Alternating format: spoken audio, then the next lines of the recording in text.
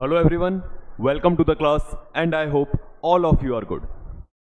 तो हमने जो अभी रिसेंट क्लास देखी थी वो हमने वॉल्केनो के बारे में पढ़ा और वॉल्केनो का पार्ट 1 था वो, क्योंकि हमने उसके अंदर कुछ चीज़ों के बारे में पढ़ा था। हमने उसके अंदर वॉल्केनिक टर्म्स के बारे में देखा था। उसके साथ में हमने देखा था कि वॉल्केनिक के इंट्रूसिव लैंडफॉर्म्स कैसे होते हैं। इंट्रूसिव मतलब जो ज़मीन के अंदर ही बनते हैं, ठीक है। आज हमारा जो काम है वो क्या है कि वॉल्केनो के एक्सट्रूसिव लैंडफॉर्म्स को देखने का, जो जमीन के बाहर की तरफ दिखता है, ठीक है। अर्थ की सरफेस की जो अंदर बने वो तो इंट्रूसिव और अर्थ की सरफेस के जो बाहर बने हैं वो एक्सट्रूसिव। तो इंट्रूसिव हम देख चुके और उसके साथ में हमने जैसे एसिड देखा था कि एसिड का लावा कैसा होता है, बेसिक लावा कैसा होता है। तो ऐसी बहुत सारी चीज़ें थी वॉल्केनो से रिलेटेड जो हमने देख ली। लेकिन आज जो बचा हुआ पार्ट है उसको आज कंप्लीट करेंगे, ठीक है। तो वॉल्केनो जो है वो आज हम कंप्लीट करने वाले। अच्छे से देखना क्लास को, ठीक है। थोड़ा सा एक्टिव रहना और ध्यान से देखना, क्योंकि इससे रिलेटेड जो है क्वेश्चंस पुट कर लिए जाते हैं, पूछ लिए जाते हैं। तो देखते हैं हम इसके अंदर आगे स्टार्ट करते हैं आज का टॉपिक।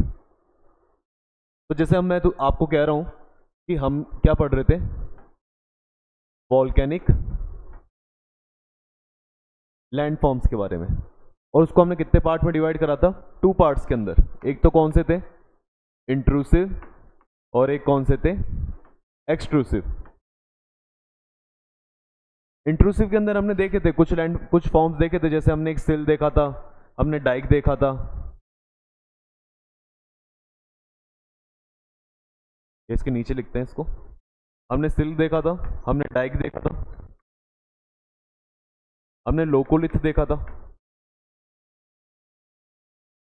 हमने लेपोलिथ देखा था।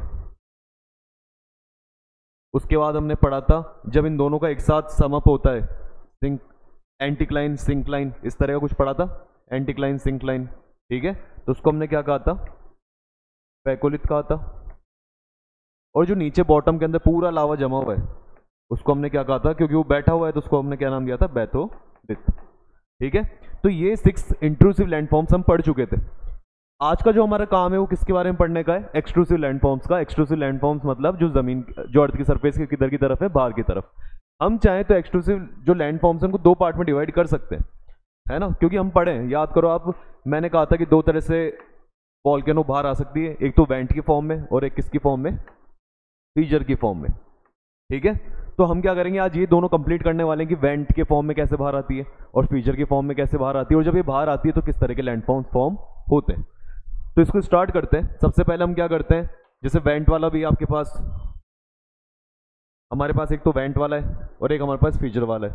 तो फीचर से स्टार्ट करते हैं। सबसे पहले फीचर के बारे में पढ़ेंगे, फिर हम वेंट वाले देखेंगे, है ना। चलिए देखते हैं। तो सबसे पहले हम क्या कह रहे हैं कि हम जो लैंडफॉर्म देखते हैं वो कौन से वाले देख लेते हैं? फीचर वाले, ठीक है। फीचर मतलब जब प्लेट्स दूर हो रही होती हैं तो उनके बीच में से स्लो मूवमेंट करता हुआ जो लावा बाहर आता है उसको हम कौन सा मूवमेंट कहते हैं? उसका फीचर मूवमेंट कहते हैं, या फिर फीचर इरप्शन, है ना। फीचर फॉर्म में निकलता है। फीचर इरप्शन जो होता है उससे क्या होता है? 2 तरह के लैंडफॉर्म बन सकते हैं। उससे आपके क्या बन सकते हैं? प्लेन। उससे आपके क्या बन सकते हैं? प्लेट्यू। या एक और हमने लैंडफॉर्म देखा था, मिड ओशियनिक रिज। हमने वैसे तो इनमें से एक ही पढ़ा था कि जब फीजर इरप्शन होता है, जब मतलब 2 प्लेट दूर होती है उनके बीच में से लावा निकलता है, तो हमने देखा था कि वहां पे एक नई प्लेट बनती थी। ओशन के अंदर देखा था वो, ठीक है। ओशन के अंदर सी फ्लोर स्प्रेडिंग, याद आ रही चीजें।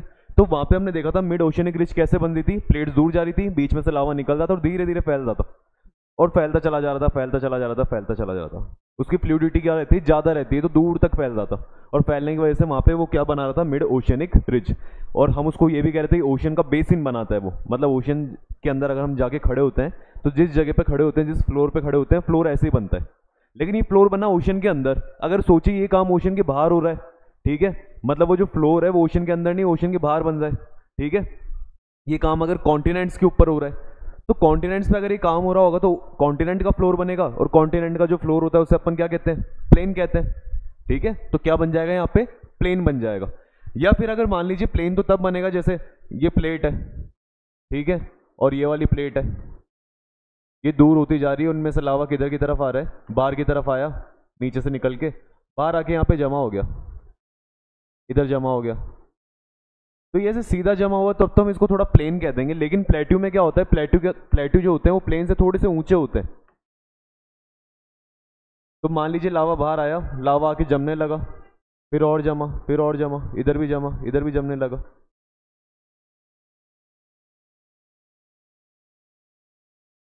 तो प्लेन तो क्या होते हैं, ज़्यादा ऊंचाई पे नहीं होते, मतलब इनका कोई सी लेवल से जो इनका हाइट होती है वो ज़्यादा नहीं होती, लेकिन प्लेट्यूज की हाइट क्या रहती है, ज़्यादा रहती है।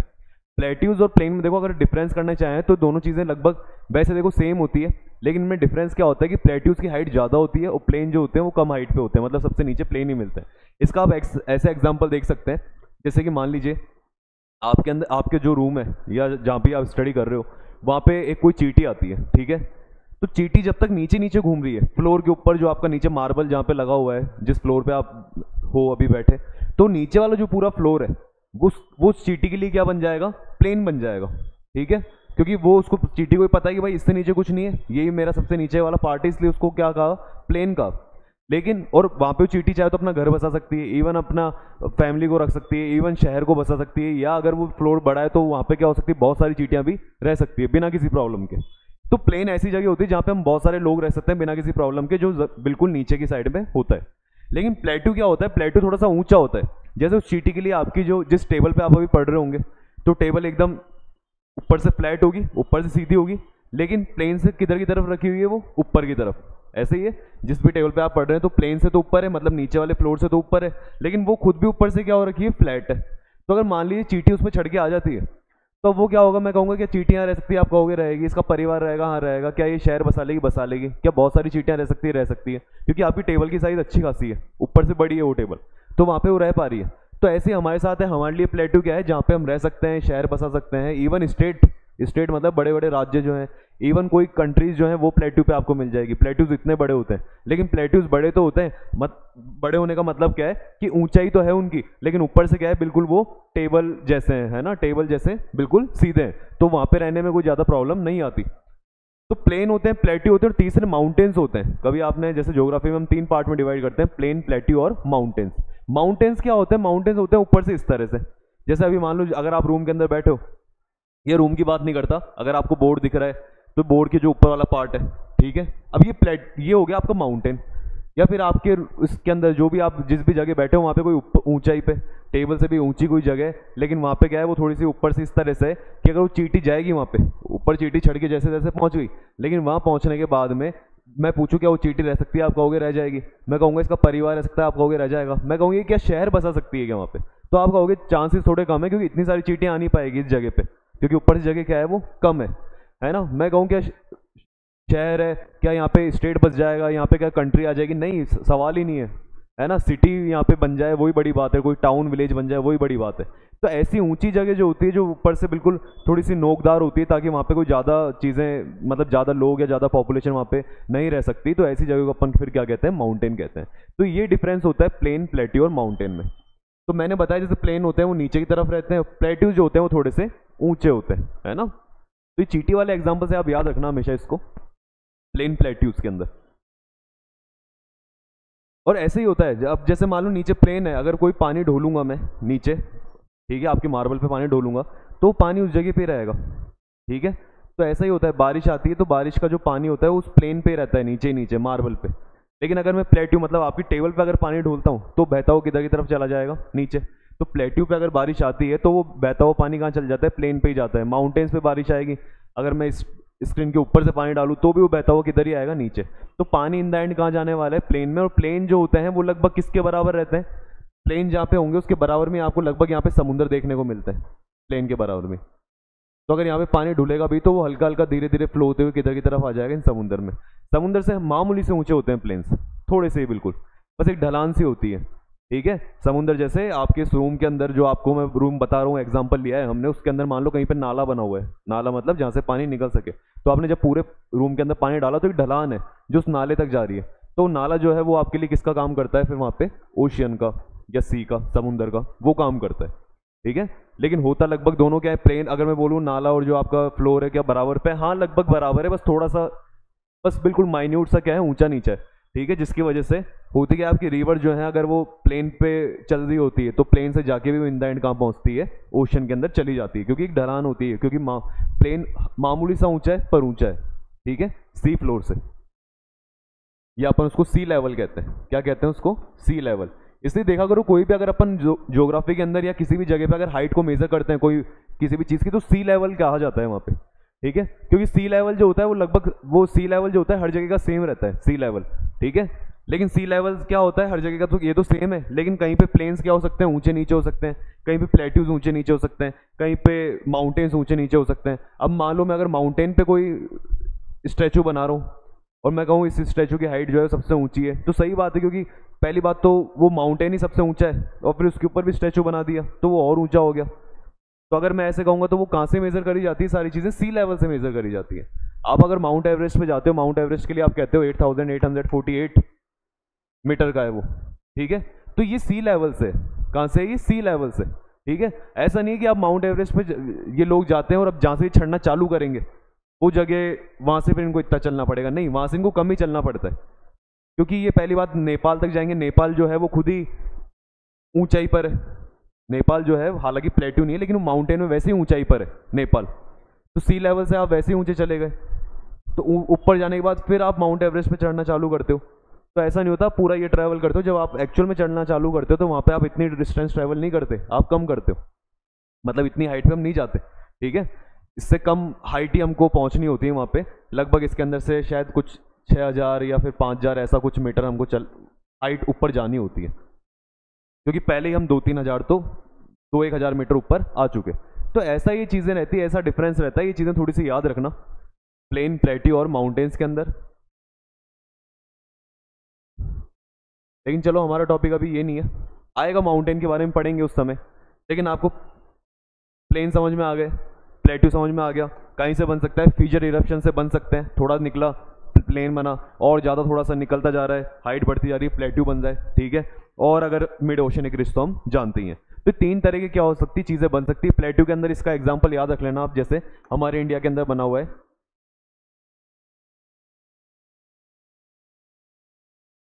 डेक्कन प्लेट्यू, क्या बना हुआ है हमारे इंडिया में, डेक्कन प्लेट्यू। तो डेक्कन प्लेट्यू जो है वो महाराष्ट्र वाले साइड के अंदर आपको देखने को मिलता है, वो डेक्कन प्लेट्यू कहीं से बना हुआ है, इस फीचर इरप्शन से बना हुआ है, वॉल्केनो से बना हुआ है ये भी। इसके अलावा अगर आप बाहर कोई एग्जांपल याद रख सकते हो तो कोलंबिया के अंदर जो प्लेट्यू है, ठीक है, वो प्लेट्यू भी कहीं से बना हुआ है, फीचर इरप्शन से बना हुआ है, ठीक है। प्लेन की हम बात नहीं करते क्योंकि प्लेन जो है वो सारे प्लेन इससे ही बने हुए हैं, ठीक है, प्लेन जो है वो प्लेन के ऊपर जो भी रॉक्स है वो फीचर इरप्शन से बनी हुई है।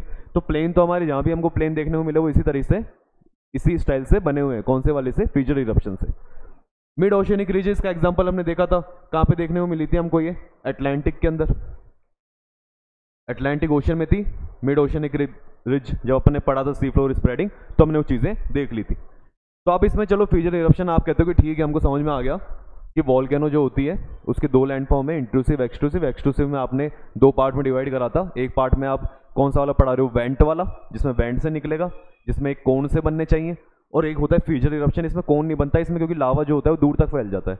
अब अगर लावा दूर तक फैल जाए, अगर लावा दूर तक फैल जाए तो आपको समझ में आ जानी चाहिए चीज़ कि लावा कौन सा होगा, एसिडिक होगा या बेसिक होगा, ठीक है, कौन सा वाला है, मैंने कल बताया था डिफरेंस ये बेसिक लावा है क्योंकि इसकी फ्लूइडिटी क्या है, ज़्यादा। अगर ये बेसिक लावा है तो यहाँ से बनने वाला जो प्लेट्यू होगा, इस प्लेट्यू को अपन कौन से प्लेट्यू भी कह सकते हैं, बेसाल्ट प्लेट्यू, क्या कह सकते हैं इसको, बेसाल्ट प्लेट्यू। बेसाल्ट प्लेट्यू क्यों, क्योंकि बेसिक लावा से बने हुए हैं, फीचर इरप्शन है। फीचर इरप्शन में आपको हमेशा क्या देखने को मिलता है, बेसिक लावा देखने को मिलता है, क्योंकि वो लावा धीरे धीरे फ्लो करता है और दूर तक जाता है ना। और मैंने उसमें बताया भी था इसमें प्रेशर की ज़्यादा जरूरत नहीं होती, बस जगह मिलनी चाहिए, लावा बाहर निकल के आ जाता है। तो यहाँ पे जो प्लेट्यू बनेंगे बेसाल्ट प्लेट्यू बनेंगे। बेसाल्ट प्लेट्यू अगर उससे बन रहे हैं बेसिक लावा से, तो आपको पता होगा बेसाल्ट प्लेट्यू मतलब इसमें मिनरल्स क्या मिलेंगे, मिनरल्स क्या मिलेंगे, हाई मतलब ज़्यादा मिलेंगे।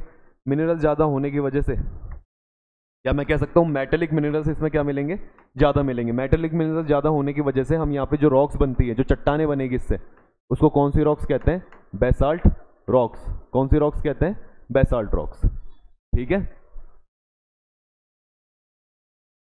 तो ऐसे चीज़ों को कनेक्ट करते चले जाते हैं, और देखो बेसाल्ट रॉक से जो मिट्टी मिलती है वो ब्लैक सॉइल होती है, क्योंकि उसके अंदर मेटेलिक मिनरल्स क्या है, ज़्यादा है। मेटेलिक मिनरल्स ज़्यादा होने की वजह से उसका कलर कैसा रहता है, डार्क रहता है, ठीक है। ऐसी चीज़ों को आप कनेक्ट कर सकते हो, चीज़ें चलती चली जाएंगी। आप लिख लो चाहे से इसके अंदर कि बेसाल्ट अगर रॉक बन रही है तो वहाँ पे मिट्टी कौन सी मिलेगी, ब्लैक सॉइल। और सारा कार्यक्रम ऐसा क्यों हो रहा है? क्योंकि जो लावा है कैसा लावा है? बेसिक लावा। ठीक है, आगे समझ में कर लोगे सारी चीजें। अब देखो इसके बाद जैसे आप पढ़ते हो अगला, तो हम क्या स्टार्ट करते हैं? हम यहाँ पे एक्सक्लूसिव लैंडफॉर्म चल रहे थे, उसके अंदर कौन सा इरप्शन पढ़ेंगे अपन? सेंट्रली। सेंट्रली मतलब कौन सा वाला? वेंट वाला इरप्शन। इसके अंदर हम क्या करते हैं? 4 तरह के वॉल्केनो पढ़ते हैं वेंट इरप्शन में, कि वेंट इरप्शन जब होता है तो 4 तरह के लैंडफॉर्म फॉर्म हो सकते हैं। जैसे अभी हमने पीछे पढ़ा, उसमें 3 तरह के लैंडफॉर्म देखे, प्लेन, प्लेट्यू और मिड ओशियनिक रिज। इसमें हम 4 तरह के लैंडफॉर्म देखते हैं। कौन कौन से 4 तरह के लैंडफॉर्म होते हैं? देखो सबसे पहले हम क्या कहते हैं कि अगर मान लो वेंट इरप्शन हो रहा है, अगर जमीन से नीचे से मतलब एक कोई सेंटर में पाइप है और उस पाइप से क्या बाहर आ रहा है? लावा बाहर आ रहा है। तो लावा क्या हो सकता है? एसिडिक हो सकता है। तो हम सबसे पहले पढ़ेंगे एसिडिक। ठीक है, इसको क्या कहेंगे? एसिडिक। अब ये एसिडिक लावा से बन रहा है, इसलिए जो कोन बनेगा, जो पहाड़ बनेगा, जो इस तरह का माउंटेन बनेगा यहाँ पे, उसको हमने क्या नाम दिया? एसिडिक कोन। तो आप चाहो तो इसको एसिडिक कोन कह दो, आप चाहो तो इसको कंपोजिट कोन कह दो, आप चाहो तो इसे स्ट्रेटो कोन कह दो। तीनों का मीनिंग क्या है? सेम है। तीनों का मीनिंग क्या है? सेम। तो आप कहोगे बनता कैसे? देखो ऐसे बनता है, मैंने आपको बताया सेंटर के अंदर क्या रहता है? वेंट रहता है, जिस वेंट में से क्या आता है? लावा बाहर आता है, तो इसको वेंट इरप्शन कहते हैं। लावा बाहर आया, अब लावा जब बाहर आया तो हुआ क्या? लावा आके जमा, लावा यहाँ पे आके जम गया। लावा बाहर आया, लावा आके जम गया। ठीक है, फिर सेकंड क्या हुआ? अब जब लावा जम गया, तो लावा जमने के बाद में क्या होता है? देखो जैसे मान लो लावा जम गया, अब वो वॉल्केनो क्या हो गई? बंद हो गई, थोड़े दिन के लिए शांत हो गई। लेकिन जब वो फटी थी, लावा तो जम गया था, लेकिन जो उसकी एशिस थी वो कहाँ पे थी सारी? जैसे ही वॉल्केनो फटती तो एशिस कहाँ रहती? सारी हवा में रहती है। नीचे लावा जम गया, उसके ऊपर कौन आके गिर जाएगी? उसकी एशिस आके गिर जाएंगी। ठीक है, या वो जब उसके बाद क्या हो जाएगा? जैसे मान लो फिर वो लावा जम गया, एशिस गिर गई, फिर वो थोड़े दिन शांत रहेगा। शांत रहने की वजह से वहाँ पे क्या आपको क्या देखने को मिलेंगी? कुछ चीज़ें डेवलप हो जाएगी। जैसे अगर वो स्नो वाले रीजन में तो स्नो जम जाएगी, या कुछ भी इस तरह की चीज़ें वहाँ पे होना चालू हो जाती है। अगर वो कोई फॉरेस्ट रीजन में, तो वहाँ पे क्या हो जाएगा? कोई पेड़ वगैरह उगना चालू हो जाएंगे। तो आपको क्या होता है यहाँ पे? पहले लावा देखने को मिलता है, लेकिन बाद में एक नई लेयर बनती है, और वो लेयर होती है ऐश की। अपन क्या कहते हैं? किसकी लेयर होती है वो? ऐश की लेयर होती है। फिर क्या होगा? फिर किसी दिन ये दोबारा फटेगा, दोबारा फटने की वजह से फिर इसके ऊपर क्या आके गिरेगा? लावा आके गिरेगा। फिर उस लावा के ऊपर थोड़े दिन बाद क्या जम जाएगी? ऐश।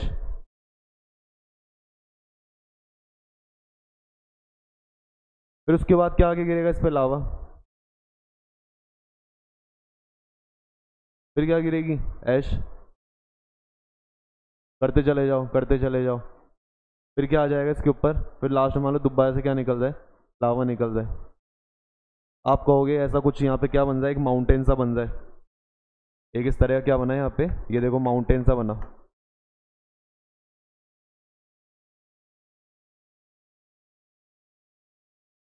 तो ये जो इतनी लेयर वाला माउंटेन बना यहाँ पे,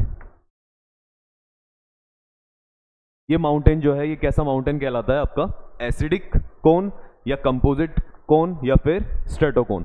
कोन बन रहा है, कोन शेप है, इसलिए इसका नाम दे रखा है हमने इस तरह का। एसिडिक लावा है, एसिडिक लावा है। स्ट्रेटो क्यों? क्योंकि स्ट्रेट मतलब लेयर वाइज लेयर है, लेयर वाइज लेयर है, अलग अलग लेयर है, इसलिए स्ट्रेटो। स्ट्रेटो का मतलब होता है लेयर्स होना। कंपोजिट का मतलब कि यहाँ पे आगे चीजें जमा होती चली जा रही है। पहले लावा जमा हो रहा है, फिर ऐश जमा हो रही है, फिर लावा जमा हो रहा है, फिर ऐश जमा हो रही है। तो आप इसके अंदर ये बात लिख भी देते हो। आपको इसमें बीच बीच में क्या देखने को मिलता है? लावा। फिर आपको क्या देखने को मिलती है? ऐश। फिर क्या देखने को मिलता है? लावा। फिर क्या देखने को मिलती है? ऐश। ऐसे माउंटेन्स जो होते हैं, इनकी खासियत क्या होती है कि टॉलेस्ट होते हैं। क्या होते हैं ये? अगर आपको हाईएस्ट वॉल्केनिक माउंटेन्स चाहिए, वो इसी से बनेंगे, इसी स्टाइल से बनेंगे। वो इनकी हाइट बहुत ऊपर होती है।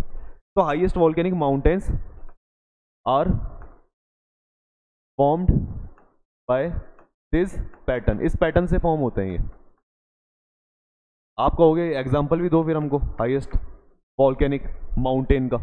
लो एग्जाम्पल क्या है? ओजस डेल सैलाडो।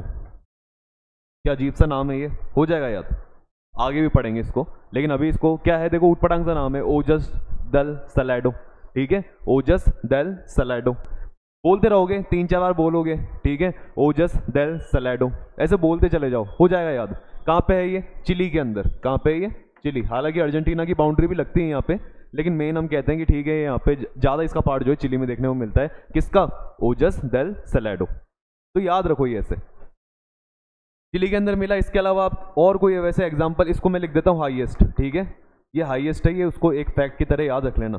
हालांकि इसके अलावा और क्या है, जैसे माउंट है, माउंट कोटोपैक्सी, ठीक है, जो माउंट कोटोपैक्सी है वो आपको कहाँ देखने को मिलेगा, इक्वेडोर में देखने को मिलेगा,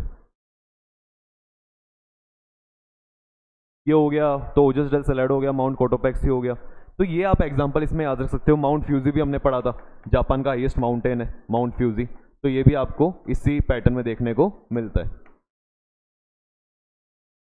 हो जाएगा याद, आ रही चीज समझ में। पहला हमने कौन सा पढ़ लिया, एसिडिक कोन, या फिर आप उसको प्यार से स्ट्रेटो कोन कह दो, और प्यार से कहना चाहो तो आप उसको कंपोजिट कोन कह सकते हो।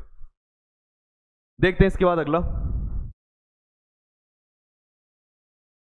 सेकंड पे क्या होता है, अगर मान लो एसिडिक ना निकले, आप कहोगे सर एसिडिक ना निकले, उसमें से कैसा लावा निकल जाए, बेसिक लावा, ठीक है, बेसिक लावा आ जाए, तो सर अगर बेसिक लावा आएगा, बेसिक लावा आएगा तो वो ऐसा तो फैल नहीं पाएगा, वो है ना, वो जमा नहीं होता जल्दी से क्योंकि उसकी फ्लूइडिटी ज़्यादा होती है, तो वो ऐसा कौन सा नहीं बनाएगा, वो तो दूर तक फैल जाएगा, सही बात है फैलेगा।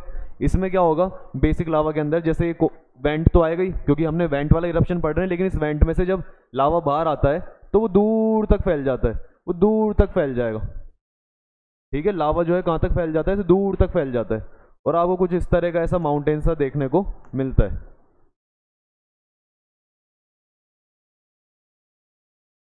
इस तरह का, क्योंकि बेसिक लावा तो फ्लूइडिटी क्या होती है इसकी ज़्यादा, फ्लूइड फैलता चला जाता है, और इस तरह का अगर कोन बनता है तो हम इसको कौन सा कोन कहते हैं, शील्ड कोन कहते हैं। कैसा कोन कहते हैं, शील्ड कोन, शील्ड जैसा बना एक, तो शील्ड कोन कहते हैं इसको।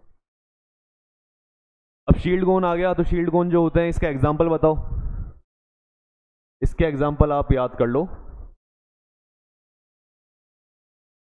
हवाई के माउंटेन,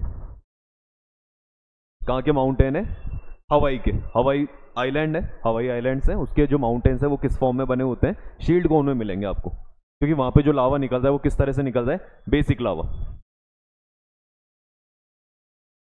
इसके अलावा इसकी फोटो देखते हैं, अभी बताता हूँ आपको फोटो, लेकिन इसके अलावा आप एक और पढ़ो पहले, या फोटो दिखा दूँ क्या, चलो देख ही लो वरना भूल जाओगे फिर। ये देखो शील्ड कोन वाला, दिख रहा है कैसे दूर तक फैला हुआ है, ये देखो दूर तक फैला हुआ शील्ड कोन, ठीक है। लेकिन शील्ड कोन पढ़ रहे हैं ना, तो साथ में इसी के साथ में किसको कंप्लीट करो, एक और कोन को, उसको क्या कहते हैं, अगर मान लो मैं आपको कह दूं, मैं आपको कह देता हूं, अगर क्या कह दूं कि या तो एसिड निकले या लावा में क्या निकले, बेस निकले, लेकिन मान लो तीसरी चीज निकल गई, तीसरी चीज क्या होती है, ऐश, तीसरी क्या होती है, ऐश, कोई ऐसा वॉल्केनो जिससे सिर्फ ऐश ही निकलती है, लावा निकलता ही नहीं है, तो ऐसे वाले को हम क्या कहेंगे, अगर ऐश ही निकल रही है तो ऐश भी क्या होगी, उड़ेगी, उड़ेगी दूर तक फैलेगी, और दूर तक फैलने की वजह से उसी तरह का कौन बनेगा, कैसा कौन बनेगा जैसे शील्ड वाला था। लेकिन यहाँ पे क्या होती है, जो ऐश होती है, ऐश को याद करो अपन ने क्या कहा था कल जब अपन ने टर्म्स पढ़ी थी, मैंने कहा था टर्म्स इंपॉर्टेंट है, जरूरी है, उसमें अपन ने पढ़ा था सिंडर करके वर्ड, सिंडर और टेफ्रा। सिंडर जो थे वो कैसे पार्टिकल्स थे, रॉक्स के स्मॉल पार्टिकल्स थे जिसको मैंने ऐश बताया था, ठीक है, और टेफ्रा क्या थे, बड़े पार्टिकल्स थे, लार्ज पार्टिकल्स थे। और अगर ऐश से कोई माउंटेन बन जाए, इस तरह का कुछ बन जाए, तो अपन उसको कौन सा कोन कह सकते हैं, फिर सिंडर कोन कह सकते हैं। सिंडर का मतलब क्या होती है, ऐश ही होती है, तो सिंडर कोन हमने कहा। और सिंडर कोन का मैं तुमको कहूं कि कैसा दिखने में कैसा होगा, तो वो ऐसा ही होगा, सिंडर कोन दिखने में कैसा होगा, इस तरह का ही होगा जैसा हमने अभी इसमें पढ़ा। तो जो आपने इससे पहले देखा, जो आपने इससे पहले देखा शील्ड कोन, तो उसी तरह का आपका कौन सा कोन होता है, सिंडर कोन होता है। बस डिफरेंस क्या होता है कि ये एक तो बनता है किससे, बेसिक लावा से, और एक किससे बनता है, ऐश से। एग्जाम्पल एग्जाम्पल चलो इसके अंदर याद कर लो, एक तुम पेरिक्यूटिन, पेरिक्यूटिन जो है ये आपको कहाँ देखने को मिलेंगे, पेरिक्यूटिन जो सिंडर कोन है, पेरिक्यूटिन सिंडर कोन जो है ये आपको कहाँ देखने को मिलेगा, मैक्सिको में, ठीक है, इरप्शन इसमें थोड़ा देखने को मिला था, 90s कुछ में देखने को मिला था हमको, इसलिए हम इसको याद कर लेते हैं पेरिक्यूटिन को, जो कि एक क्या है, सिंडर कौन है, फेमस है, इसलिए हम इसको याद कर लेते हैं, मैक्सिको के अंदर रहेगा, याद कर लोगे इसको भी। ठीक है, तो इसके अलावा सर फिर ये फोर्थ कौन सा रह गया भाई, तीन तीन चीजें तो बाहर आ सकती है, फिर ये फोर्थ कौन सा रह रहा है, इसमें कोई इस चीज से मतलब नहीं है, इनको हम कहते हैं पैरासाइट कौन। सर ये पैरासाइट क्या होता है, पैरासाइट अगर कोई साइंस का स्टूडेंट है उसको तो पता है, लेकिन जो नहीं है उनको बता देता हूँ। पैरासाइट का मीनिंग होता है कि आपके जैसे रिश्तेदार, ठीक है, आपके रिश्तेदार कोई घर पे आते हैं, वो आपके लिए उस समय पैरासाइट बन जाते हैं। पैरासाइट का मीनिंग क्या होता है कि वो आपके घर आते हैं, ठीक है, आपके घर का खाना वाना खाते हैं, आपके घर ही रुकते हैं, सारी जो मौज मस्ती वो आपके, तो वो आपके सारे रिसोर्सेज को यूज़ में ले रहे हैं, ठीक है, और सारे वो रिसोर्सेज यूज़ में लेते हैं, 3 4 5 दिन 10 दिन रुकते हैं और फिर चले जाते हैं। ठीक है, इन्हीं को हम पैरासाइट कहते हैं। मतलब रिश्तेदार तो चलो मैंने एग्जांपल में बता दिया आपको वैसे, लेकिन एक्चुअल में नहीं होते वो ऐसे, इस तरह के अच्छे लोग होते हैं। लेकिन जानवर कोई, मान लो कोई बैक्टीरिया है या फिर कोई भी सी कोई वॉर्म है, तो मान लो कोई वॉर्म है जो आपके पेट में रह रही है, ठीक है, अब वो क्या करेगी, वॉर्म आपके रिसोर्सेज, मतलब आप जो खाना खा रहे हो उस खाने को खाएगी, आप जो पानी पी रहे हो उस पानी को पिएगी, आप जो एनर्जी ले रहे हो उस एनर्जी को लेगी, और वो आपकी एनर्जी से खुद सर्वाइव करती है, खुद जिंदा रहती है वो। ठीक है, तो हमारे लिए वो अच्छी नहीं है, नहीं है बिल्कुल भी अच्छी, क्योंकि वो हमारी चीज़ों को यूज़ में ले रही है। ऐसी चीज़ों को हम क्या कहते हैं, पैरासाइट कहते हैं। फिर आप कह रहे हो सर ये पैरासाइट यहाँ पे कैसे आ गया, ठीक है, ये पैरासाइट यहाँ पे ऐसा आ गया, पैरासाइट ठीक है, वॉर्म्स वगैरह होती है हमारी बॉडी में रहती है, इस तरह के वॉर्म्स, कीड़े जो पेट के कीड़े वगैरह होते हैं उन्हीं को ये उस तरह के होते हैं ये। लेकिन यहाँ पे इस तरह आ गया, जैसे मान लीजिए मेन वॉल्केनो है जिसका वेंट इधर से जा रहा है ऊपर की तरफ और यहाँ से लावा निकलता चला जा रहा है, ठीक है, लेकिन हो सकता है इसका वेंट जो है वो थोड़ा सा इधर की तरफ भी है, हो सकता है इसका जो वेंट है वो इधर की तरफ भी है, और ये इस तरह से ऐसे नीचे फिर वो बैथोलिथ आ गया। बैथोलिथ जानते हो आप, एस्थेनोस्फेयर के अंदर बैथोलिथ जो है वो अपन ने पढ़ा, इसलिए वर्ड्स अच्छे लगते हैं कि अब देखो सीधा समझाने, ज़्यादा बोलने की जरूरत नहीं पड़ी, बैथोलिथ लिख दिया, एस्थेनोस्फेयर लिख दिया, समझ गए आप लोग। ठीक है, इसको मैं चाहूँ तो डायरेक्ट क्या लिख सकता हूँ, डाइक, बताए थे डाइक कि इंट्रूसिव लैंडफॉर्म होते हैं जिस टेढ़े वाले, उसको डाइक कहते हैं, तो यहाँ डाइक लिख दो तो घबराना मत, और अगर सीधा ये होता पाइप तो मैं इसको सिल लिखता। ठीक है, तो ऐसी चीज़ें याद रखो थोड़ी सी। अब क्या हुआ, यहाँ पे मान लो ये वेंट ऊपर की तरफ चला गया, तो यहाँ भी क्या बन गया, एक कोन बन गया, ये वेंट ऊपर चला गया तो यहाँ भी एक कोन बन गया, क्योंकि यहाँ से भी थोड़ा सा लावा बाहर आ रहा है, यहाँ से भी लावा बाहर आ रहा है, पर मेन तो ये है, मेन पहाड़ तो सेंटर वाला है, क्योंकि वो बड़ा है उसमें ज़्यादा लावा बाहर आता है, इनमें से थोड़ा थोड़ा आता रहता है। तो ऐसा अगर ये साइडों में देखो, अब क्या हो रहा है, मेन इसका लावा होना चाहिए पर बाकी दोनों यूज़ में ले रहे हैं इसके लावा को। अगर दो कोई आपके रिसोर्सेज को यूज़ में लेता है, आपकी चीज़ को यूज़ में लेता है, तो आप उसको क्या कहते हो, पैरासाइट कहते हो। ऐसा कौन कौन सा हो गया यहाँ पे, पैरासाइट कौन हो गए, जो कि आपको कहाँ देखने को मिलते हैं, माउंट स्कॉट पे देखने को मिलते हैं। माउंट स्कॉट जो है वो कहाँ पे मिलेगा आपको, यूएस के अंदर। तो माउंट स्कॉट जो है यूएस के अंदर, इसके अंदर आपको क्या देखने को मिलते हैं, पैरासाइटिक कोन देखने को मिलते हैं। तो चार तरह के हमने क्या देख लिए यहाँ पे, स्ट्रक्चर्स देख लिए जो लैंड के बाहर की तरफ होते हैं, ठीक है, वॉल्केनो में। डायग्राम इसका, तो डायग्राम पैरासाइट कोन का तो नहीं है शायद मेरे पास, चेक कर लेते हैं कोई डायग्राम हो तो। नहीं इसका नहीं है, हाँ ये जरूर आपको बता सकता हूँ इसमें, देखो फीजर इरप्शन, फीजर वाला पढ़ा था अभी हमने।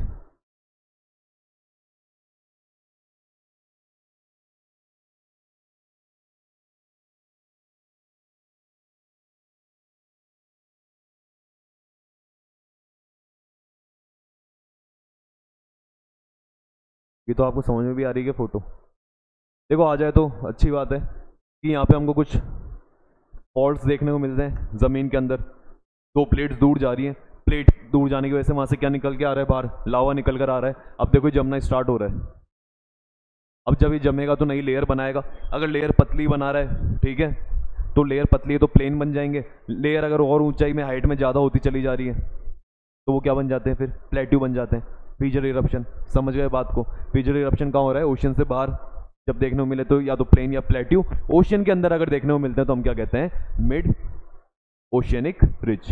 समझ गए बात को, ठीक है। अगर ये समझ में आ गया तो हम एक और, कि सर एक और डायग्राम बता दो, देखते हैं, चलो एक और डायग्राम, एक डायग्राम आपको वॉल्केनो को दिखा देता हूँ।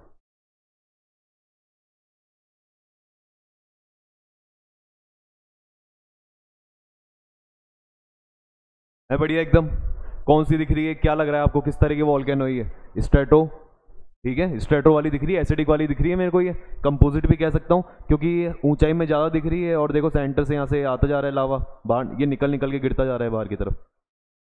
ये वॉल्केनिक इरप्शन हमने एक यहाँ पे देखा। तो इस तरह की चीज़ें, इस तरह की बातें हैं। और आप ही कह रहे हो ये बातें सारी सर इसलिए पॉसिबल हो पाई है, ये सारी बातें इसलिए पॉसिबल हुई क्योंकि हमने क्या एक थ्योरी पढ़ी थी जिसका नाम क्या था, प्लेट टेक्टोनिक थ्योरी। और वही हमको ये सारी चीज़ें बता रही है। कितनी अच्छी थ्योरी है सर, मज़ा आ गया। ऐसी थ्योरी हमने देखी नहीं जो सब कुछ बता दे। लेकिन फिर भी मैं कहूँगा वहाँ भी उसका क्या रह जाता है, एक ड्रॉबैक रह जाता है। किसका ड्रॉबैक रह जाता है? Plate tectonic theory. आप कहोगे इसका भी ड्रॉबैक है, क्या बात रह गई सर? ऐसी बात ऐसी रह गई कि it can not explain the formation of some volcanoes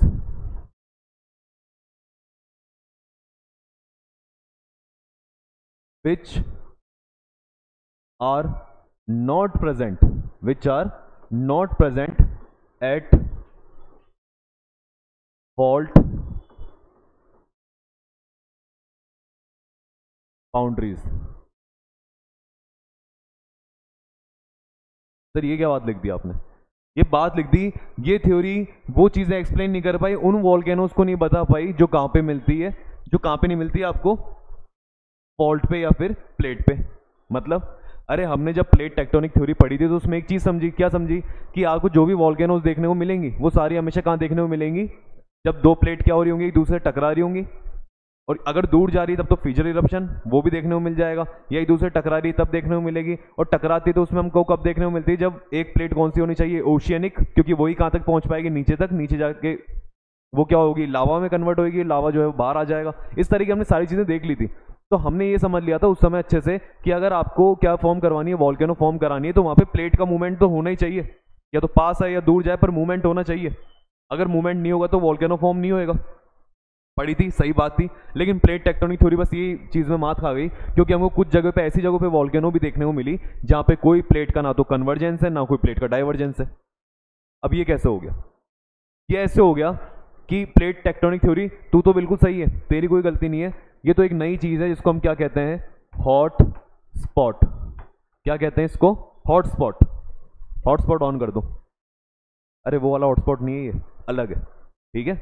hotspot ये क्या है, अलग है। हॉटस्पॉट का मतलब क्या हो गया, हॉट मतलब गर्म, स्पॉट का मतलब जगह, तो गर्म जगह। अभी गर्म जगह क्या है, होता क्या है हॉटस्पॉट में, आप लिख लेना, अर्थ जो होती है, आप लिख लेना है सारी चीजें जो मैं बता रहा हूँ, कि अर्थ जो होती है उसमें कुछ पॉइंट्स ऐसे होते हैं, ठीक है, एस्थेनोस्फेयर में, जहाँ पे हीट जो होती है, जहाँ पे टेम्परेचर क्या होता है, ज्यादा होता है, और उसका कोई लेना देना नहीं है इससे प्लेट वगैरह से, बस है तो है, ठीक है। एस्थेनोस्फेयर के अंदर कुछ जगह ऐसी होती है अर्थ के अंदर जहाँ पे टेम्परेचर क्या रहता है, ज्यादा रहता है बाकी कंपैरिजन में।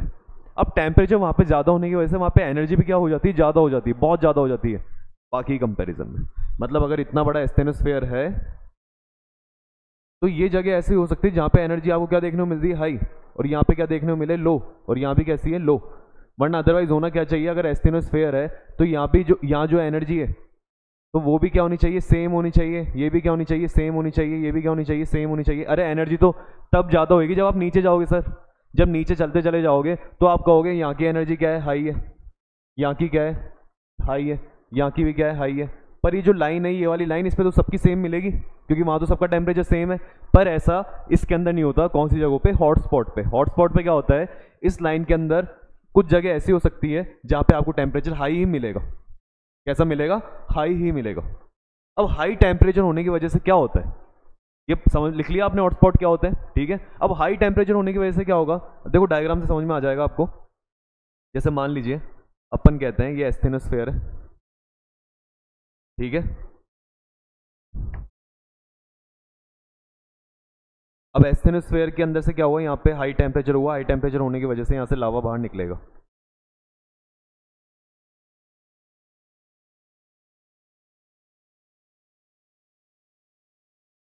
आप कहोगे ये एस्थेनोस्फेयर है तो इसके ऊपर लिथोस्फेयर होनी चाहिए। हाँ जरूर, क्यों नहीं होगी, पढ़ा है आपने, होगी तो होगी फिर। अगर आपने पढ़ा है तो आप सही कह रहे हो, यहाँ पे क्या होनी चाहिए, लिथोस्फेयर होनी चाहिए। सर लिथोस्फेयर है तो लिथोस्फेयर के ऊपर, लिथोस्फेयर पे एक चीज़ को भी नाम देते हैं, क्रस्ट को भी कहते हैं। ठीक है भाई, लिख लो, क्रस्ट भी लिख लो, क्रस्ट भी होती है, क्रस्ट भी होती है। सर अगर क्रस्ट है तो उसके ऊपर फिर ये बन जाए तो यहाँ पे ये लावा जैसे ही बाहर निकलेगा तो इस तरह लावा नीचे गिरेगा। लावा अगर नीचे गिरेगा तो यहाँ पे क्या बन जाएगी, एक तरह की वॉल्केनो बन जाएगी। हाँ जी, बन जाएगी, बन गई वॉल्केनो, इस जगह बनी। ठीक है, कोई लिथोस्फेयर, या अपन कह रहे हैं यहाँ पे प्लेट का वैसे मूवमेंट, कोई प्लेट ना तो यहाँ पे कन्वर्स कर रही है, ना क्या कर रही है यहाँ पे डाइवर्स कर रही है। ये एक ही प्लेट है पूरी की पूरी, लेकिन फिर भी इस पर क्या देखने को मिल गया हमको, वॉल्केनो देखने को मिल गया, क्योंकि इस प्लेट की गलती ये हो गई कि किस जगह पे आ गई, एस्टोनोस्फेयर के उस पॉइंट पे आ गई, जिस पॉइंट को हम क्या कहते हैं, हॉट स्पॉट कहते हैं। क्या कहते हैं उस पॉइंट को, हॉट स्पॉट। और हॉट स्पॉट पे मिलने वाला जो यहाँ से मैग्मा बाहर निकलता है, यहाँ से जो मैग्मा बाहर निकलता है हॉट स्पॉट से, उसको हम, उस जगह को हम कहते हैं मेंटल प्ल्यूम। क्या कहते हैं उसको, मेंटल प्ल्यूम। इस जगह से क्या बाहर आ रहा होता है, हॉटस्पॉट वाली वो जगह जहां से लावा, जो मैग्मा है वो बाहर आ रहा होता है, बाहर आके फिर लावा हमको देखने को मिलता है, और उससे क्या बने हुए देखने को मिलते हैं, माउंटेन्स देखने को मिल जाते हैं, वॉल्केनिक माउंटेन्स। आप कहोगे सर क्या चीज़ बता दी आपने, ये है ना। अगर सर आपने ये चीज़ बताई है तो देखो बच्चों, अगर ये तुमने समझा है तो फिर एक और चीज़ समझो। क्या समझोगे, एक चीज़ ये समझो कि अगर ये जो अभी हमने डायग्राम देखा, ठीक है, इस डायग्राम को देखो, मैं आपको एक और फॉर्म में बताता हूँ। हमें पता है कोई भी प्लेट अपनी जगह कभी नहीं रहती, पढ़ा है हमने, 2 से 3 सेंटीमीटर हर साल क्या करती रहती है, चलती रहती है। तो मैं कह रहा हूँ ये पूरी एक प्लेट है, लेकिन ये भी तो चल रही होगी ना। अरे ये भी तो कहीं आगे जा रही होगी या इधर जा रही होगी, पर जा तो रही है, अपनी जगह पे तो रुकी रहेगी नहीं। तो हुआ क्या, अब जैसे यहाँ पे लिथोस्फेयर है, तो मैंने बताया नीचे ये आपको फिर से क्या देखने को मिला, एस्थिनोस्फेयर देखने को मिला। एस्थिनोस्फेयर से ऊपर की तरफ क्या निकल रहा है, वो मेंटल प्ल्यूम जा रहा है, मेंटल प्ल्यूम से फिर ऊपर की तरफ निकला, ऊपर फिर आपको क्या देखने को मिल जाएंगे, आप कहोगे सर नीचे वाला तो यही एस्थिनोस्फेयर हो गया, ये मेंटल प्ल्यूम हो गया, यहाँ पे आप कहोगे सर यहाँ तो लिथोस्फेयर है, यहाँ भी लिथोस्फेयर है, यहाँ पे क्रस्ट है, यहाँ भी क्या है, क्रस्ट है। अरे सेम डायग्राम क्यों बना रहे हो सर दोबारा, इसलिए बना रहा हूँ क्योंकि हुआ क्या, मैं कह रहा हूँ ये प्लेट चलती जा रही है। अब चलती जा रही है इसका मतलब क्या होगा, कुछ सालों बाद, 100, 150, 300, 400, 500, 1000 साल बाद क्या होगा, 1000 साल बाद ही होगा कि थोड़ी सी आगे खिसक जाएगी। भाई 2 से 3 सेंटीमीटर हर साल खिसक रही है, तो 1000 साल बाद क्या होगा, अच्छी खासी आगे खिसक गई। ये खिसक के कहाँ पे आ गई, थोड़ी सी आगे आ गई। आगे आने की वजह से क्या होगा, आप कहोगे ये भी वॉल्केनो जो माउंटेन बना ये भी क्रस्ट के साथ में कहाँ आ जाएगा, आगे आ जाएगा। हाँ तो मैं कहूँगा तो गलत थोड़ी ना कह रहे हो, आ जाएगा ये आगे, ये आगे आगे। और सर इसके जो पीछे क्रस्ट का ये वाला पार्ट है, अब ये इस मेंटल प्ल्यूम वाली जगह पे आ जाएगा।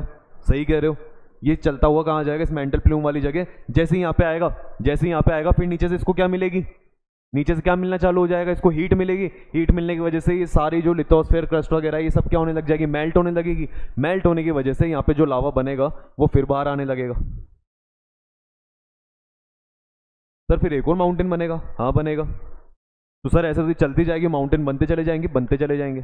हॉटस्पॉट वॉल्केनो की यही खासियत होती है कि वहाँ पे जो आपको माउंटेन्स या वॉल्केनिक माउंटेन्स देखने को मिलते हैं वो लाइन से देखने को मिलते हैं, एक लीनियर पैटर्न होता है। ठीक है, और उससे हमें थोड़ा आइडिया भी होता है कि हाँ यहाँ पे कैसे वॉल्केनोज है, हॉटस्पॉट वॉल्केनोज है। आया है समझ में। तो ये मेंटल प्ल्यूम, ये हॉटस्पॉट ऐसी जगह है जो क्या करती है, इतनी गर्म होती है कि ऊपर की लिथोस्फेयर और क्रस्ट तक को पिघला देती है, और पिघलाने की वजह से वहाँ लावा बनता है, और लावा का टेम्परेचर, वो लावा जो होता है इतना ज़्यादा हो जाता है कि वो हाई से फिर किधर की तरफ आने की कोशिश करता है, लो की तरफ, नीचे से ऊपर की तरफ आने की कोशिश करेगा और बाहर आ जाता है। लेकिन ये प्लेट मूव करती रहती है, इसलिए यहाँ पे बनेगी, यहाँ पे बनेगी, फिर ये प्लेट आगे आ जाएगी तो फिर नया बनेगा। ऐसी वाली ये जो होते हैं इसे हम क्या कहते हैं, हॉटस्पॉट कहते हैं, और ऐसी वॉल्केनोस को अपन क्या कहते हैं, हॉटस्पॉट वॉल्केनो कहते हैं। ठीक है, तो अगर हम चाहें तो हम कह सकते हैं हॉटस्पॉट जो होते हैं, हम चाहें तो हम क्या कह सकते हैं, इस चीज़ को तो हटा देते हैं। बस ये ध्यान रखना कि ये थोड़ा सा अलग है, वरना हम हमेशा पढ़ते हैं एस्थिनोस्फेयर में अगर एक लाइन है तो इसमें हर जगह का टेम्परेचर सेम रहेगा। जब आप नीचे जाते हो ना तो सर टेम्परेचर बढ़ता है, लेकिन यहाँ पे ऐसा नहीं होता। हॉटस्पॉट में क्या होता है, लाइन के अंदर कुछ जगह ऐसी होती है जहाँ पे टेम्परेचर ऑटोमेटिकली ज़्यादा रहता है। तो इस चीज़ को पढ़ लेना। बाकी हम हॉटस्पॉट में क्या कहेंगे, हॉटस्पॉट जो होता है, ठीक है, हॉटस्पॉट जो होता है ये कितने तरीके का होता है, यहाँ से 2 तरह के लैंडफॉर्म बन सकते हैं। एक तो बन सकते हैं इसके अंदर ये माउंटेन्स, वॉल्केनिक माउंटेन्स,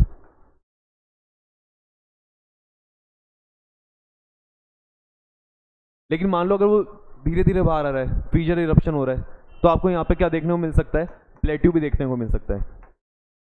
ठीक है, मैं क्या कह रहा हूँ, अगर तेजी से बाहर अगर मान लो तेज आ रहा है, जल्दी जल्दी आया जल्दी जल्दी जमा, तो वॉल्केनिक माउंटेन मिल जाएगा। आराम से आ रहा है, धीरे धीरे आ रहा है, तो आपको क्या देखने को मिल जाएगा, प्लेट्यू देखने को मिल जाएगा। तो कुछ हॉटस्पॉट वाली जगह अपन अभी पढ़ेंगे, ऐसा प्लेट्यू पढ़ेंगे। जैसे इसके अंदर प्लेट्यू का एग्जाम्पल आपको देता हूँ मैं अपना वाला, जो अपने इंडिया का प्लेट्यू है, कौन सा, डेक्कन प्लेट्यू, वो ऐसे ही बना है। तो डेक्कन प्लेट्यू ऐसे बना है, इसका मतलब डेक्कन प्लेट्यू के नीचे हॉटस्पॉट है।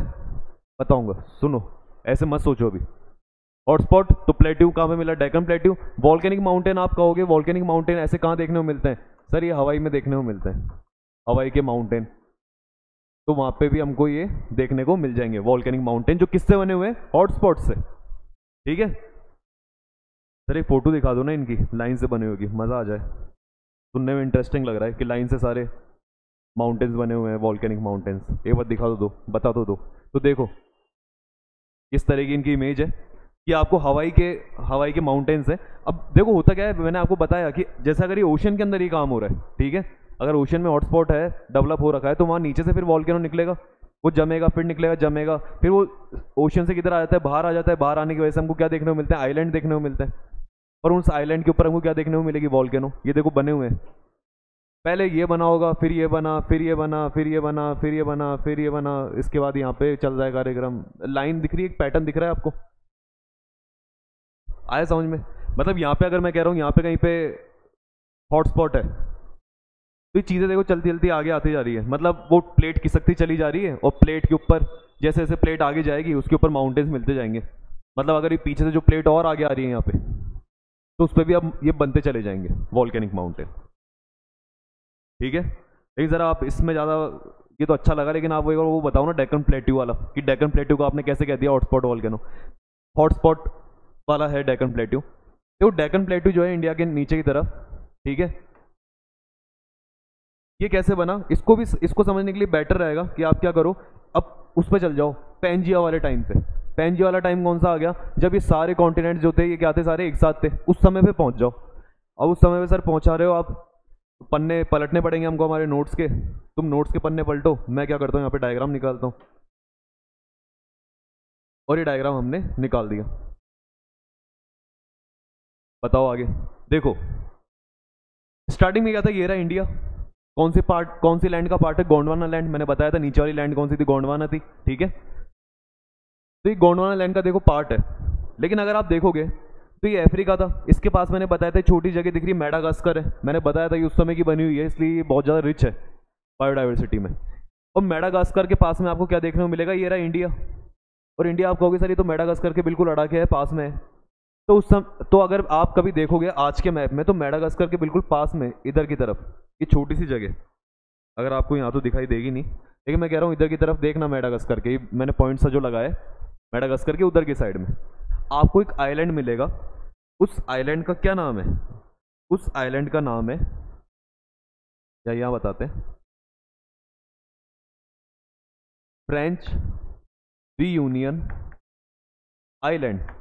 सर इससे हमारा क्या लेना देना, ये फ्रेंच रीयूनियन जो आइलैंड है ये कैसी प्लेस है, हॉट स्पॉट वाली प्लेस है। अच्छा सर हॉट स्पॉट है, फिर ये हॉटस्पॉट क्या है, अगर यहाँ पे हॉटस्पॉट है तो देखो इंडियन प्लेट जो है पहले यहाँ थी, फिर वो यहीं है। देखो इंडियन प्लेट का नीचे वाला पार्ट इस जगह ही है, मेडागास्कर के, जहाँ पे फ्रेंच रीयूनियन आइलैंड मिलता है। मतलब उस हॉटस्पॉट के ऊपर इंडिया का नीचे वाला पार्ट है। इंडिया का जो आज हमको नीचे वाला ये पार्ट देखने को मिलता है, ये वाला इस साइड का, ये उस समय फ्रेंच रीयूनियन आइलैंड वाला जो हॉटस्पॉट था उसके ऊपर रखा हुआ था। उसके ऊपर देखो यहाँ पे, ये देखो, इसमें भी समझ में आ जाएगा।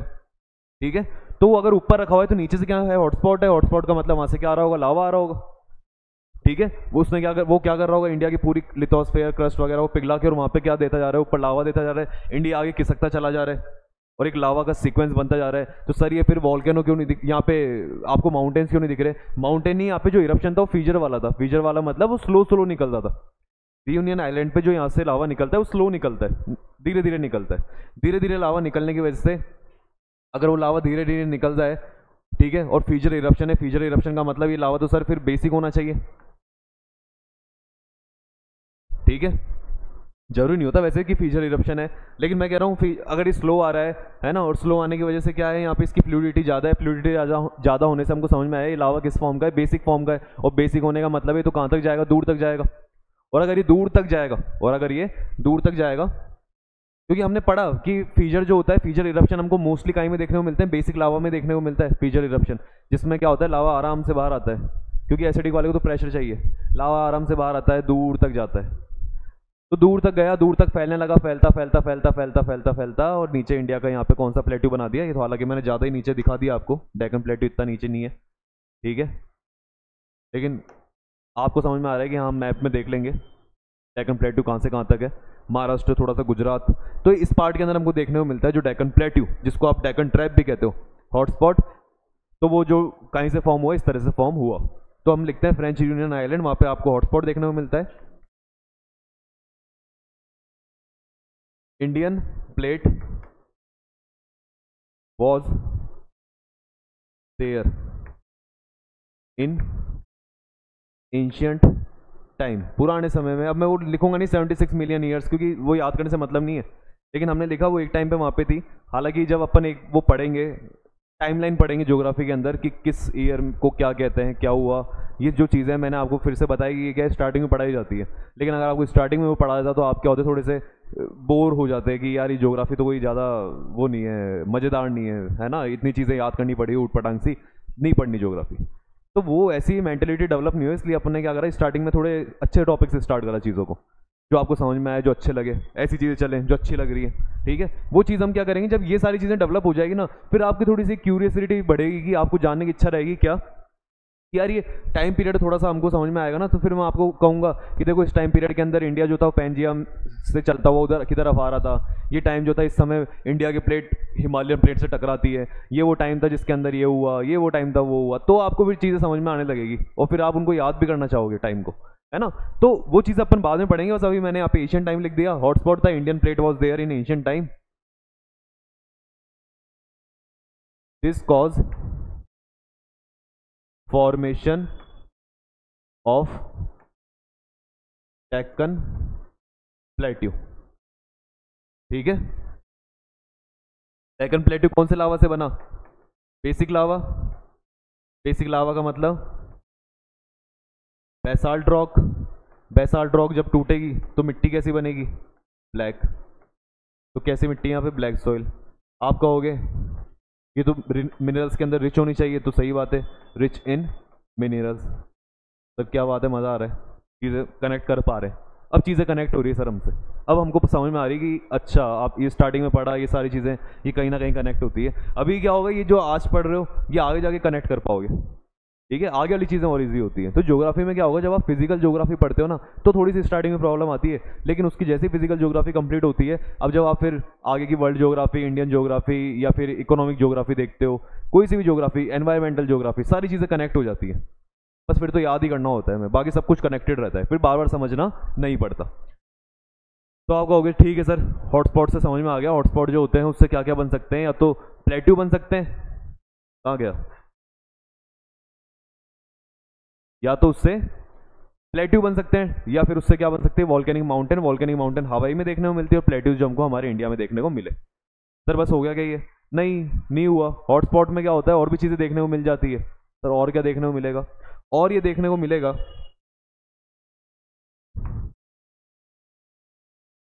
कि आप इसको ऐसे लिखो, आप कहो इसको मोर फिनोमिना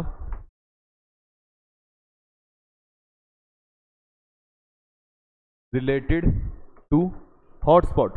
हॉटस्पॉट से जुड़े हुए और चीजें क्या है, हॉटस्पॉट से जुड़ी और चीजें ये है, जैसे एक होते हैं गीजर, एक होते हैं हॉट स्प्रिंग्स, एक होते हैं फ्यूम रोल्स। एक तो गीजर, एक हॉट स्प्रिंग, एक फ्यूम रोल्स। गीजर क्या होता है सर, घर में गीजर लगता है, इसमें गर्म पानी आता है, हाँ उसी तरह का है ये, ठीक है, लेकिन इससे गर्म पानी क्या होता है कि ज़मीन से आता है, लेकिन पानी नहीं आता, यहाँ पे क्या होती है, स्टीम आती है, स्टीम मतलब समझते हो, भाप जो होती है, भाप आती है, गरम गरम भाप से निकलती है पानी की, और वो अचानक से निकल के फिर चल जाती है। कभी आपको यहाँ पानी भी देखने को मिल सकता है कि अचानक से पानी भी निकलता है, लेकिन वो बहुत गर्म होता है, ठीक है। स्टीम और hot water come out suddenly from earth surface. Earth की सरफेस से क्या हो गया, अचानक से बाहर आ गया। सर ये अचानक से बाहर क्यों आ रहा है? क्योंकि उस जगह पे नीचे हॉटस्पॉट है, उस जगह पे क्या है, नीचे हॉटस्पॉट है, लेकिन वो हॉटस्पॉट इतना पावरफुल नहीं है कि वहाँ के लिथोस्फेयर को, क्रस्ट को पिघला दे और पिघला के खुद वॉल लावा बन के बाहर आ जाए। वो इतना गर्म है, इतना गर्म है कि क्या होता है, अगर वहाँ पे कोई नीचे आसपास के अंदर पानी ट्रैप होता है, वाटर ट्रैप होता है, तो उस वाटर को गर्म कर देता है। जैसे होता क्या है, हमारी मान लो ये, या उधर तो नहीं बनाएंगे, इसको इधर बनाते हैं। ये मान लीजिए आपकी ज़मीन है, ज़मीन के ऊपर क्या है, यहाँ पे ज़मीन के अंदर क्रैक आ रखे हैं, ये क्रैक आ रखे हैं इधर की तरफ, होते हैं प्लेट्स से, प्लेट्स में क्रैक होते हैं, हमारी जो प्लेट्स हैं बनी हुई इसमें क्रैक है, क्रैक होगा तो वहाँ पे कहीं ना कहीं स्पेस होगा, ठीक है, यहाँ पे स्पेस होगा, कुछ जगह पे स्पेस नहीं होगा, कुछ जगह सिंपल ही वैसी होगी, या मान लो ये दो कहता हूँ, दो जगहों पे स्पेस नहीं है, बाकी में कुछ जगह स्पेस है। होता क्या है, जैसे ही बारिश होएगी तो बारिश का जो वाटर होता है वो वाटर कहाँ पे चल जाता है, वाटर गोज इनसाइड क्रैक। जैसी बारिश हुई तो वाटर गोज कहाँ पे, इनसाइड क्रैक, क्रैक के अंदर चला गया। इसमें क्या होता है, गीजर के अंदर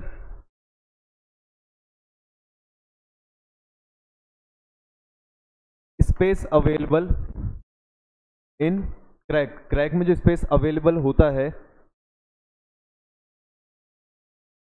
वाटर इज फिल्ड देयर, पानी बढ़ जाएगा due to hotspot, due to hotspot, और हॉटस्पॉट होने की वजह से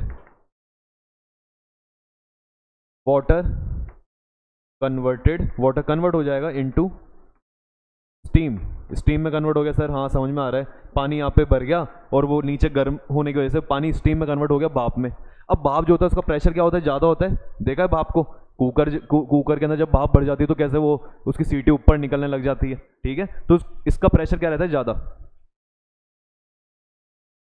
तो high pressure steam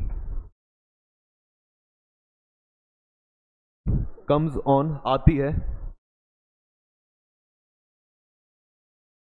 low pressure earth surface. किसकी तरफ आती है, लो प्रेशर, क्योंकि ऊपर की तरफ कम प्रेशर है तो ऊपर की तरफ आना चालू होती है। लो प्रेशर अर्थ सरफेस क्या आएगी, हमको क्या देखने को मिल जाएगा, गीजर देखने को मिल जाएगा।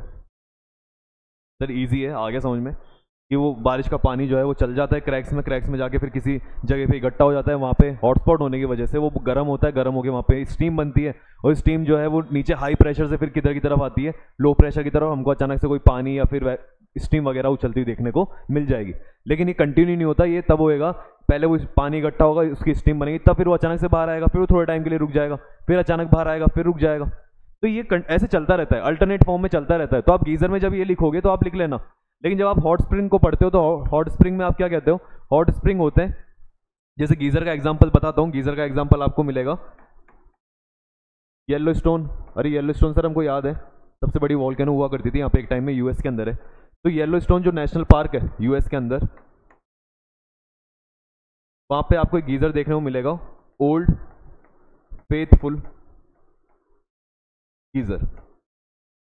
ओल्ड फेथफुल, फेथफुल मतलब आप इस पर विश्वास कर सकते हो, हाँ ये विश्वास कर लो कि अगर आप इसको देखने जाओगे तो वहाँ पे आपको एक बार क्या उछलता हुआ देखने को मिल जाएगा, स्टीम वाटर देखने को मिल जाएगा, गरम गरम। तो ओल्ड फेथफुल जो गीजर है वो आपको येलोस्टोन नेशनल पार्क में देखने को मिलता है। हॉट स्प्रिंग की अगर बात करते हैं, हॉट स्प्रिंग आपको कहाँ देखने को मिलता है, हॉट स्प्रिंग में क्या होता है, कभी आप सुना होगा आपने कि जैसे आप कहीं घूमने जाते हो तो वहाँ पे छोटी सा पॉन्ड सा, छोटा सा तालाब सा होता है, या छोटी सी जगह होती है जहाँ पानी भरा रहता है, पर पानी गर्म होता है, जगह ठंडी है वो, पर वो पानी गर्म है। जैसे आप इसका एग्जाम्पल देखते हो, आप मणिकरण में जाते हो, मणिकरण जो शिव जी का टेम्पल है कहाँ पे प्रेजेंट है, हिमाचल प्रदेश में।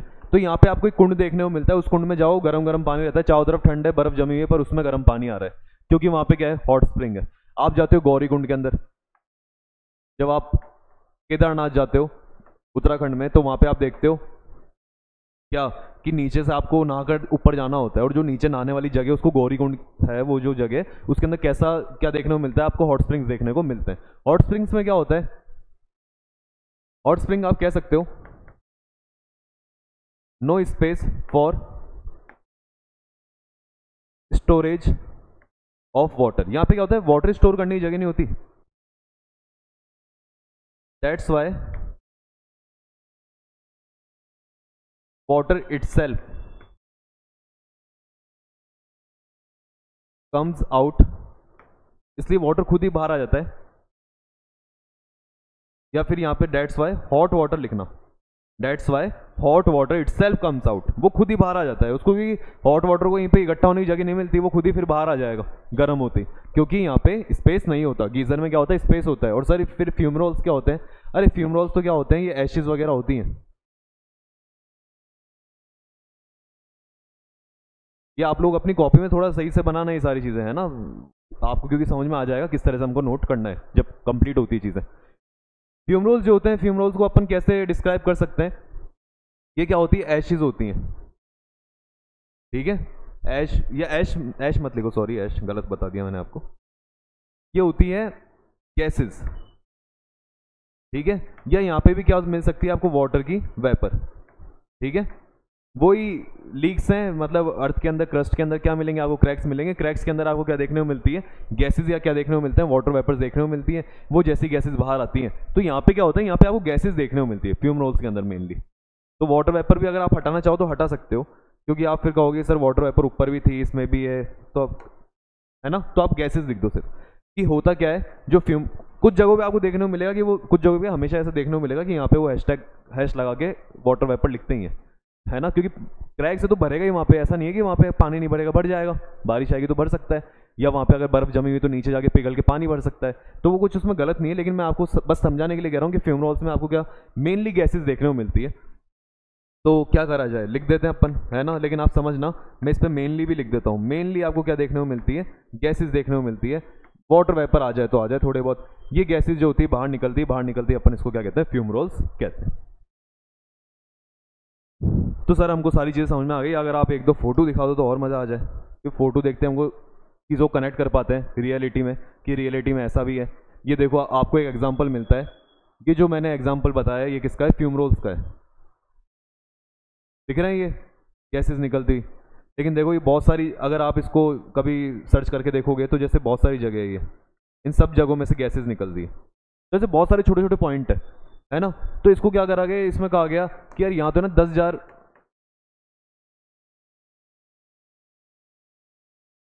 क्या है, यहाँ पे 10,000 फ्यूमरोल्स हैं, है ना, 10,000 फ्यूमरोल्स,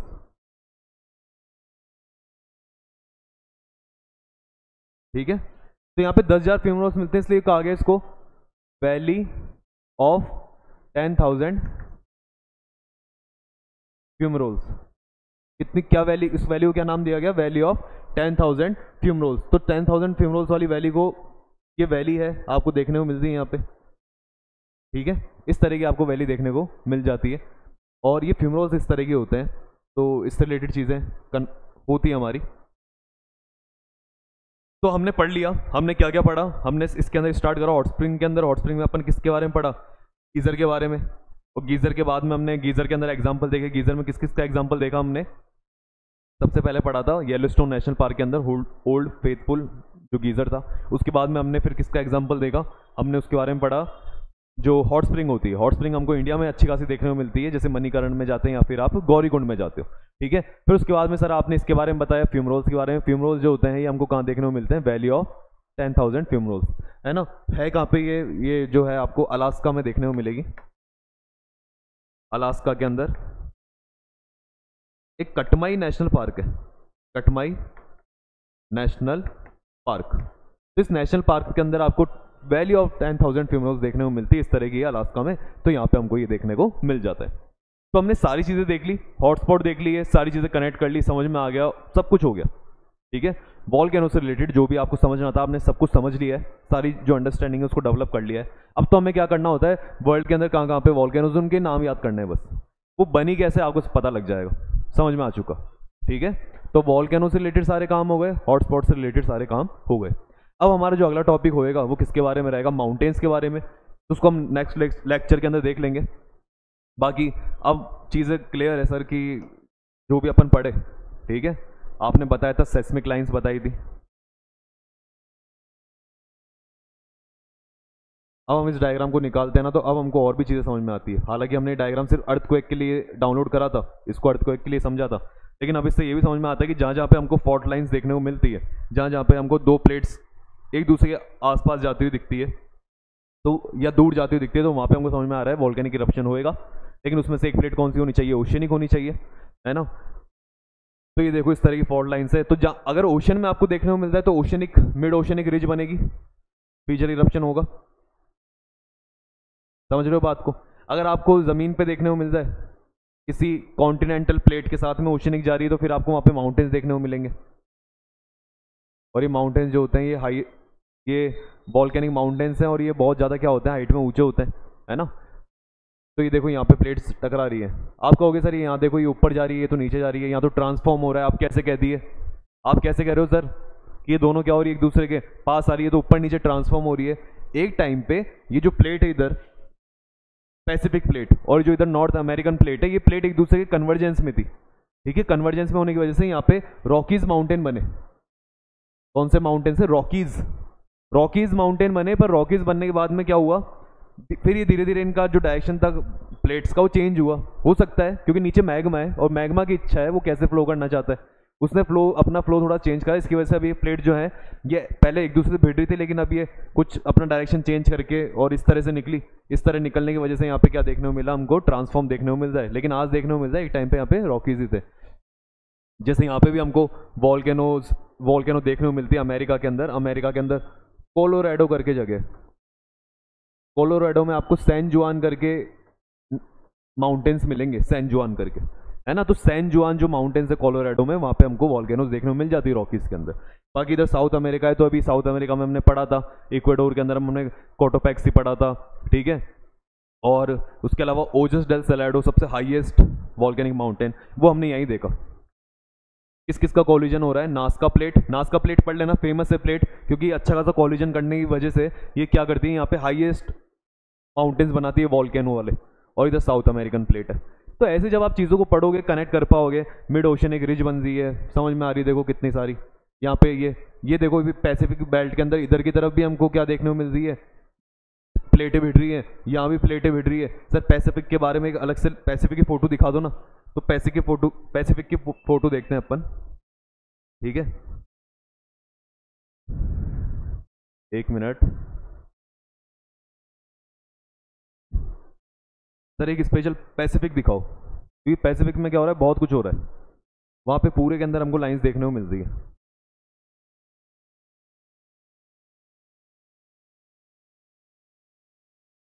ये देखो हमने क्या करा, सिर्फ पैसिफिक को लिया, इधर ये इंडिया आ गया, उधर है ना। तो अब देखो ये प्लेट देखो, ये देखो, क्योंकि पैसिफिक प्लेट इधर तो उस साइड में जा रही है, इधर इस साइड में आ रही है, ठीक है। इसके मूवमेंट की वजह से यहाँ पे क्या हो रहा है, इधर इससे टकरा रही है, उधर उनसे टकरा रही है, उधर नास्का प्लेट से टकरा रही है, इधर इधर इससे टकरा रही है। यहाँ पे पूरी इस प्लेट के ऊपर, पैसिफिक प्लेट जो है इसके ऊपर हमको क्या देखने को मिलती है, वॉल्केनोज देखने को मिलती है। और यहाँ पे जो वॉल्केनोज है, इतनी सारी वॉल्केनोज है कि इससे क्या हुआ, कुछ ये भी फॉर्म हो गए, आइलैंड्स फॉर्म हुए, जैसे जापान वाले फॉर्म हुए, मलेशिया वाले फॉर्म हुए, ठीक है। इधर नास्का प्लेट से टकराती हैं, और हमको ये जो पूरी, फिर क्या करा हमने, इस पैसिफिक वाली प्लेट को क्या नाम दे दिया, रिंग ऑफ फायर। तो आपके अगर एग्जाम में क्वेश्चन आ जाए कि रिंग ऑफ फायर क्या है, तो बता देना उसको ये पैसिफिक प्लेट है जो कि क्या हो रखी है, इस पूरी प्लेट के चारों तरफ, हर तरफ यहाँ पे हमको क्या देखने को मिलते हैं, वॉल्केनोज देखने को मिलती है। और देखो ये रहा हवाईयन हॉटस्पॉट, समझ में आ गया। अब ज्योग्राफी में अगर कोई भी चीज़ लिखी आती है अब आपको समझ में आती है, अच्छा हवाईयन हॉटस्पॉट मतलब हवाई के अंदर हॉटस्पॉट है। और अभी सर आपने बताया भी था यहाँ पे हॉटस्पॉट वॉल्केनिक माउंटेन्स मिलते हैं, जिसका हमने डायग्राम भी देखा था, और वो आपने उसमें एग्जांपल हवाई बताया था। तो हवाईयन हॉटस्पॉट माउंटेन्स या हॉटस्पॉट जो जगह है वो इस जगह पे है। ऐसी चीज़ें हमने ये देख ली। यहाँ पे ध्यान रखना है, नीचे नास्का प्लेट है, ऊपर इसके कोको प्लेट है। कोको प्लेट जो है वो मैक्सिको से टकरा रही है, कोको प्लेट मैक्सिको से, और नीचे Nazca plate south American plate से, और ऊपर जो है ये इधर से पूरी नॉर्थ पैसिफिक प्लेट जो है, नॉर्थ वाली साइड वाली, वो किससे टकरा रही है? नॉर्थ अमेरिकन प्लेट से, या नॉर्थ पैसिफिक ना क्या क्या आप इसको क्या कह दो, पैसिफिक प्लेट जो है, तो पैसिफिक प्लेट किससे टकरा रही है? पूरी नॉर्थ अमेरिकन प्लेट से। चीज़ें करते हो डेवलप होती है, समझ में आता है हमें, अब समझ में आ रहा है, ठीक है। और बार बार आपको ऐसा लगे कि सर ये डायग्राम्स क्यों दिखाते हो, है ना। मेरे अकॉर्डिंग, क्योंकि जब मैं पढ़ा था इसको, जब मैं पढ़ता था ज्योग्राफी, तो मुझे क्या करना पड़ता था, हर चीज़ का एक डायग्राम देखना पड़ता था, अलग से जाता, सर्च करता, देखता, चीज़ों को समझता। तो मुझे लगता है कि टीचर को क्या कर लेना चाहिए, डायग्राम्स भी दिखाने चाहिए, क्योंकि अगर डायग्राम आपको अगर साथ में देखने को मिल जाते हैं यहीं पे, तो हमारी क्या होती है, हमारी जो एक मन से मतलब हमको लगता है कि यार दिखाओ, एक्चुअल लाइफ में दिखाओ ये सब कुछ। आप हॉटस्पॉट कह रहे हो, दिखाओ मेरे को हॉटस्पॉट। आप कह रहे हो ये वाला माउंटेन है, कोन वाला है, सिंडर वाला है, ऐश वाला है, आप दिखाओ, फोटो दिखाओ, तब समझ में आएगा कि हाँ हम जो चीज़ें पढ़ रहे हैं ये सारी रियल लाइफ में एग्जिस्ट करती हैं, और रियल लाइफ में किन जगहों पर है, ये दिखती कैसी है। तो जब हम इसको रियल लाइफ से कनेक्ट कर पाते हैं ना, तो हम वो चीज़ें ज़्यादा एब्जॉर्व कर पाते हैं, फिर हम ज़्यादा समझ पाते हैं, हमको लगता है कि हम हाँ जो हम पढ़ रहे हैं ना वो हमारे काम का है। वरना पहले क्या होता था, यही होता था जब हम छोटी क्लास में होते थे और लगता था यार मैथ क्यों पढ़ रहे हैं, यार ये इंग्लिश क्यों पढ़ते हैं, ये संस्कृत क्यों पढ़ रहे हैं, कहाँ काम आ रही है संस्कृत, कहाँ काम आएगी मेरे काम, कहीं बोलता हूँ क्या मैं इसको जो मेरे काम आएगी, फिर क्यों पढ़ रहा हूँ मैं। तो ऐसे हमको लगता है जब हम सिर्फ चीज़ों को पढ़ते रहते हैं और कोई फोटो वगैरह नहीं देख रहे, कुछ समझ रहे नहीं है कहाँ पे है क्या नहीं है, तो हमको लगता है कि हम ये क्यों पढ़ रहे हैं, क्या कारण है इसका पढ़ने का। लेकिन जब आप इसको ज्योग्राफी को पढ़ते हो और आप ऐसे फोटो देख रहे हो, तो आपको समझ में आ रहा है कि ठीक है, एग्जाम तो मेरा निकलेगा ही निकलेगा, एग्जाम तो मैं क्लियर कर लूंगा, लेकिन इसके अलावा क्या होगा, ये मेरे रियल लाइफ में भी काम आएगी। कल को मैं अगर कहीं घूमने जा रहा हूँ, वॉल्केनो देखने का मन है, तो मेरे को सीधे वहाँ पहुँचना है, मुझे पता रहेगी किस जगह पे जाना है, किस तरह की वॉल्केनो है, हाईएस्ट वाली पे जाना है, ओजस डेल सलाइडो चल जाऊँगा चिली के अंदर, ठीक है, घूमने जा रहा हूँ इस तरह चल जाऊँगा। आगे ऐसे घूमने की जगह और पढ़ेंगे, माउंटेन के बारे में पढ़ेंगे, और भी बहुत सारी चीज़ें देखेंगे, ठीक है। तो आप भी क्या करो, फोटोज़ वगैरह देख लिया करो, थोड़ा समझ लिया करो, ताकि कनेक्ट कर पाओगे, अच्छा लगेगा, आपको भी पता चलेगा कि मैं अगर ज्योग्राफी पढ़ रहा हूँ तो मेरे रियल लाइफ में कहीं ना कहीं वो काम आएगी आएगी, है ना। हर बार मुझे गूगल सर्च करने की जरूरत नहीं पड़ेगी, मैं डायरेक्टली भी चीज़ें बता सकता हूँ। जैसे लैटिट्यूड लॉन्गिट्यूड पढ़ा था, आप बता सकते थे, लॉन्गिट्यूड से आप कहीं का भी टाइम बता रहे थे, आप लैटिट्यूड पढ़ रहे थे, मैंने बताया था इंडिया में आप डिस्टेंस थोड़ी सी कैलकुलेट कर सकते हो आइडिया से, अगर मैप मिल जाता है तो बहुत सारी चीज़ें आप कर सकते हो, ठीक है। तो ये यहाँ पे होता है कंप्लीट वॉल्केनो वाला पार्ट। अब हम अगला पार्ट जो है देखते हैं, या तो ट्राई करूँगा कि माउंटेन वाला ले लूँ, ठीक है, या फिर प्लेन प्लेट्यू में से जो भी पार्ट लेंगे हम उसको ले लेंगे। मिलते हैं अगली क्लास में, गुड बाय।